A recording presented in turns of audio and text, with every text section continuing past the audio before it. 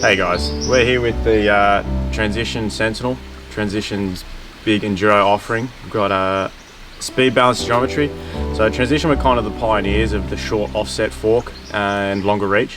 What that means is it's bringing the front wheel a bit closer to you, giving you more room in the front end to move around. So they've been doing this for a little while now and they offer it across all of their bikes. This frame has 150mm of rear travel. It's sold with a 160 fork, but we've got a 170mm Zeb on the front of it at the moment, which we're also testing. So they've got a nice steep seat angle on these boys. This one is the medium. It does vary a bit between sizes. We've got 76 degrees on this one. So we're getting nice and high in our seated position while we're climbing.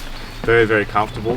That's probably the main thing that I've noticed over a lot of the other bikes is it's comfortable down, but it's also very, very confidence inspiring on the way up for quite a steep front end and a long fork. Very, very playful. We've got a short 430 chainstay.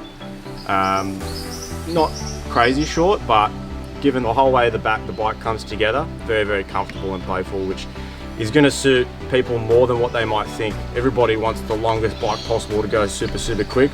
But if you're watching this, I assume you're in Australia and our hills just aren't big enough to justify some of the numbers coming out on bikes these days. It still is personal preference, but for me and a lot of other people, I think you need to be realistic with what numbers you actually need from a bike.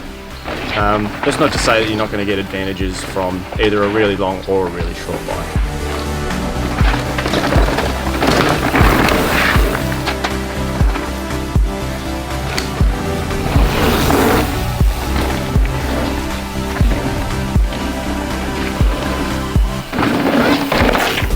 The spec on this bike is the GX.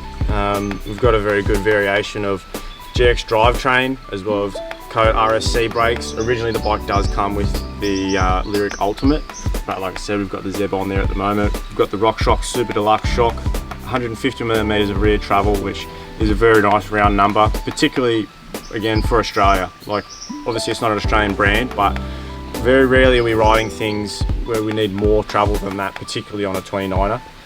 So now that I've got a little bit more travel on the front, I've been running the fork a little bit softer. I haven't noticed a lot of difference with the bike's attitude change. It's posted it up a little bit more, got the hands a little bit higher, but it hasn't really made a huge difference in the overall handling of the bike. Just a little bit more grip down low. Other than that, like it's not crazy numbers on the bike from a reach or a wheelbase point of view, but it's very, very well rounded. It's very versatile in the way that I'm riding a lot of downhill on it, all day trail rides. It'll really do everything.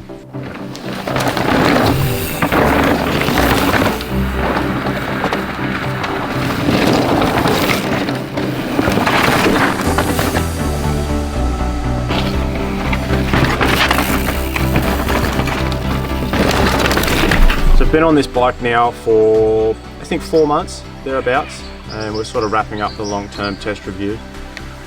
I haven't got any particular parts of the bike that I would want to change, which is pretty rare for me. I'm quite finicky in setup and all these types of things, but I'm very, very open to trying new things.